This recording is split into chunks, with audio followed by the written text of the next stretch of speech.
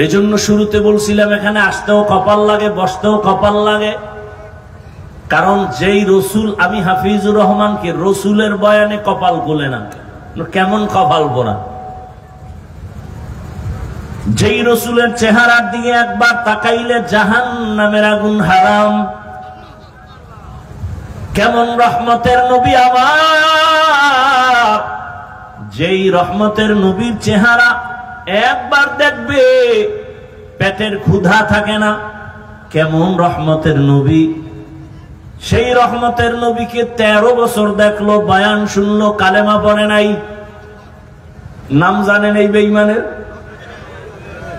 গর্বসুরত আদমি ইনসা বুদে আহমদ বু জাহলো হামেক সাবুদে।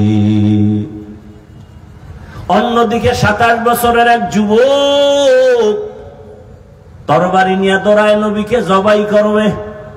কয় বছরের?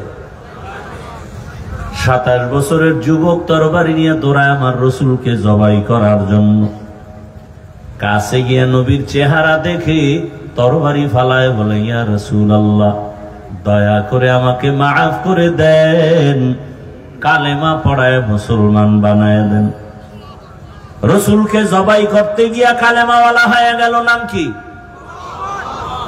এর নাম কফাল।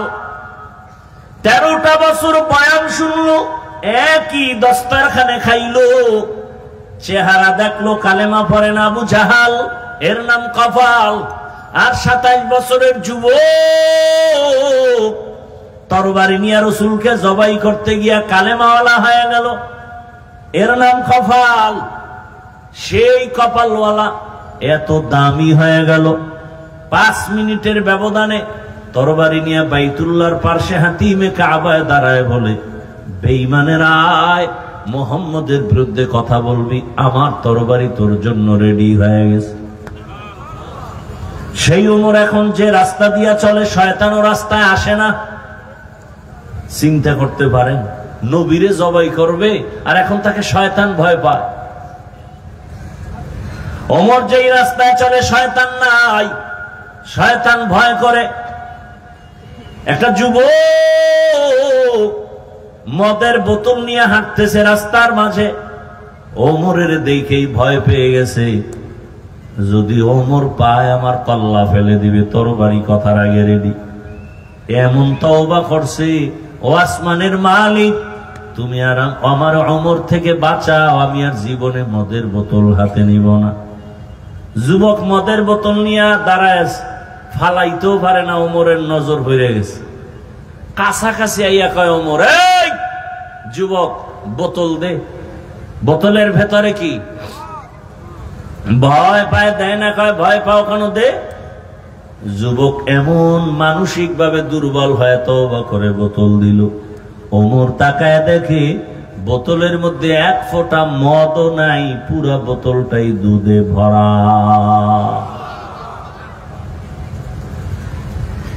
এরাও কপালওয়ালা। শুধু কি তাই, 1500 বছর পরে এখনো ওমরের নাম শুনলে কেমন জানি শরীরে কম্পন শুরু হয়।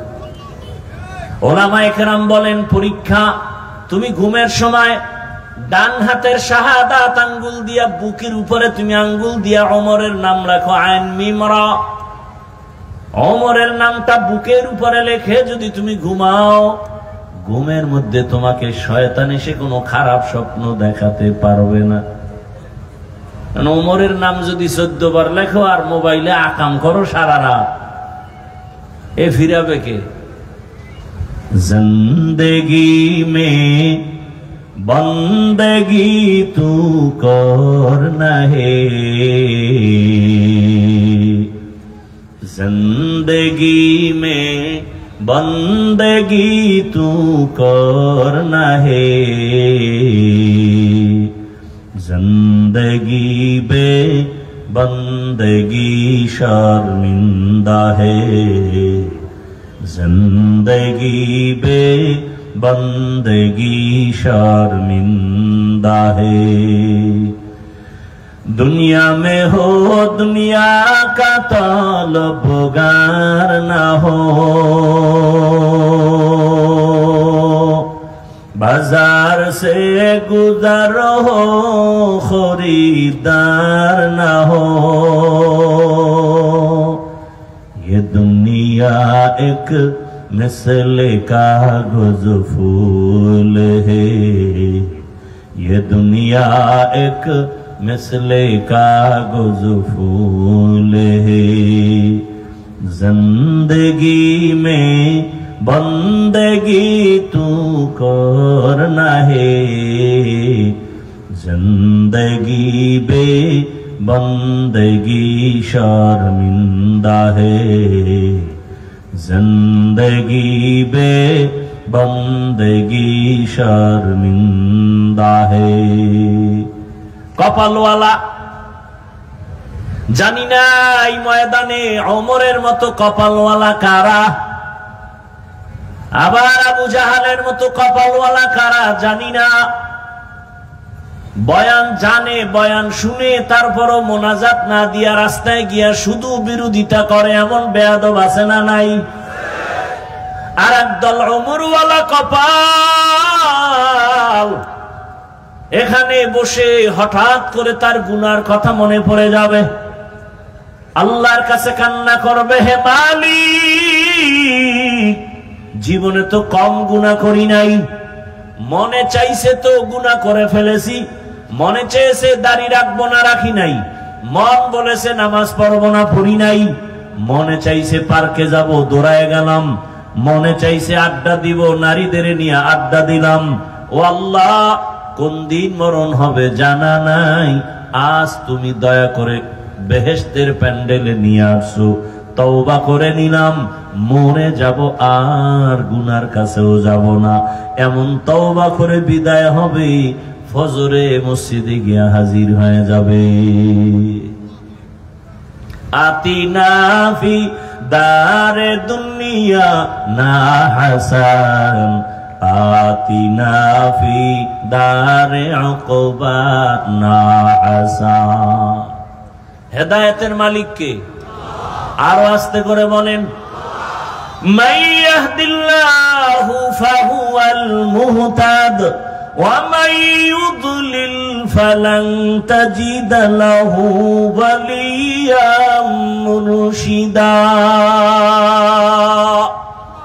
আল্লাহ যাকে হেদায়েত দিবেন সে পেয়ে যাবে, যার কপাল খারাপ ও হেদায়েত পাবে দূরের কথা, হেদায়েত পাওয়ার কোনো মুর্শিদও পাবে না। মুর্শিদ মানে পথ দেখানেওয়ালা, পথ প্রদর্শক, কপাল বড় খারাপ। দোয়া করি আল্লাহ ওমরওয়ালা কপাল আমাদের দান করেন। আরো জোরে বলেন, ইয়া ইলাহি মুঝসে মুঝকো দূর কর, তাকে দেখো মুঝ মে তুঝকো এক নজর। আল্লাহ বলেন, যারা আমি আল্লাহর আদালতে দাঁড়াইয়া হিসাব দেওয়ার ভয় দুনিয়াতেই গুনাহ থেকে নিজেকে বাঁচাবে, আমি আল্লাহ ওয়াদা করলাম তাকে বিনা হিসাবে জান্নাত দিয়ে দিব। গুনাহ তো করেই ফেলেছি, আল্লাহ কয় তোরে আমি নৈরাশ করলাম না, ফিরায় দিলাম না, গুনাহ করেই ফেলেছো, এখন আমার থেকে তওবা কর। তওবার দরওয়াজা সব সময় খুলে রাখলাম, তওবা করবি, আমি তোর জীবনের গুনাহ মুহূর্তে মাফ করে তোকে জান্নাতি বানায় দিব। তওবার দরজা খুলে রাখলাম। হয় আল্লাহর আদালতে দাঁড়াইয়া হিসাব দেওয়ার ভয় অন্তরে জমা করো। কেন? বলে আল্লাহর আদালতটা বড় ভয়ঙ্কর হবে। আল্লাহর আদালতের নাম কিয়ামতের আদালত। সে আদালতটা কেন হবে এবং সে আদালতটা কিভাবে হবে? বড় ভয়ঙ্কর হালাত। এ জমিনের একজন রাষ্ট্রনায়ক, একদিকে রাষ্ট্র চালায় বাদশা, অন্যদিকে সে আল্লাহর প্রিয় গোলাম বুজুর্গ। নাম শুনছেন আপনারা? বাদশা হারুন রশিদ শুনছেন নাম?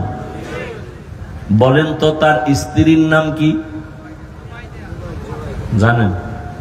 অনেকে বলেন, বলেন পুরাটাই বলেন, আবার অল্প বলেন কেন? বাদশা হারুন রশিদের স্ত্রীর নাম কি? জুবায়দা খাতুন। কেমন রাষ্ট্র চালায়, আবার ইমামতিও করে। ইমাম তো এমনই হবে যে মসজিদের ইমাম হবে, সে রাষ্ট্রেরও ইমাম হবে। কে?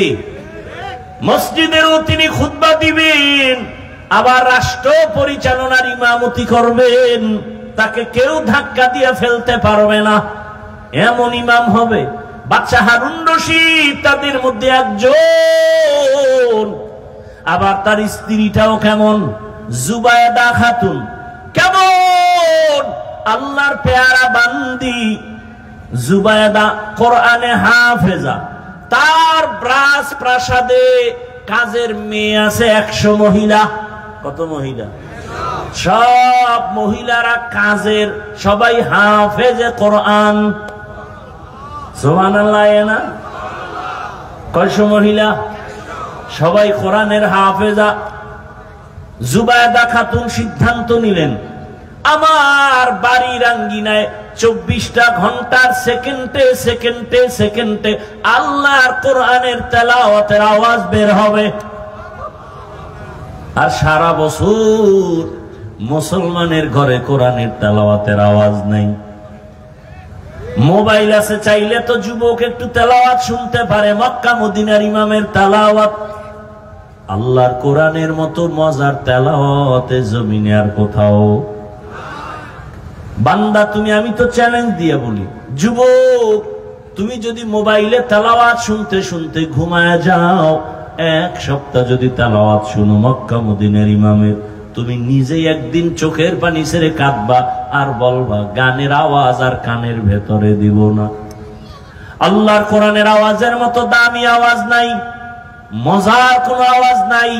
এ কারণে আবু জাহাল সারাটা দিন আমার নবীরে গালি দিত, বিরোধিতা করত, কিন্তু ঘরের কিনারায় রাতের গোপনে গিয়া আল্লাহর রসুলের তেলাওয়াতের আওয়াজ কানে শুনত।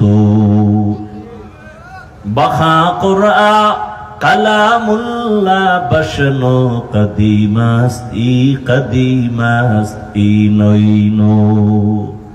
বাদশা হারুন রশিদের স্ত্রী জুবায়দা খাতুন, ও পর্দার আড়ালের আম্মা জান, কেমন?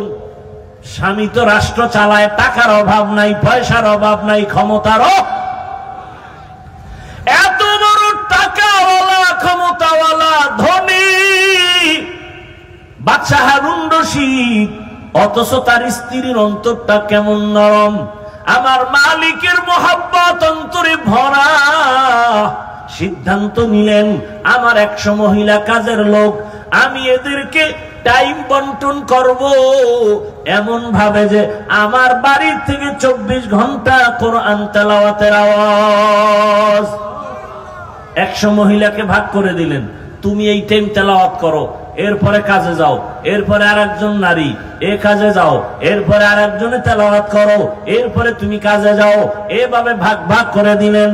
জুবায়দা খাতুন আল্লাহর কাছে এত দামি হয়ে গেলেন, বলবো। একদিন স্বপ্ন দেখে জুবায়দা খাতুন বাইতুল্লাহর সামনে দাঁড়ানো।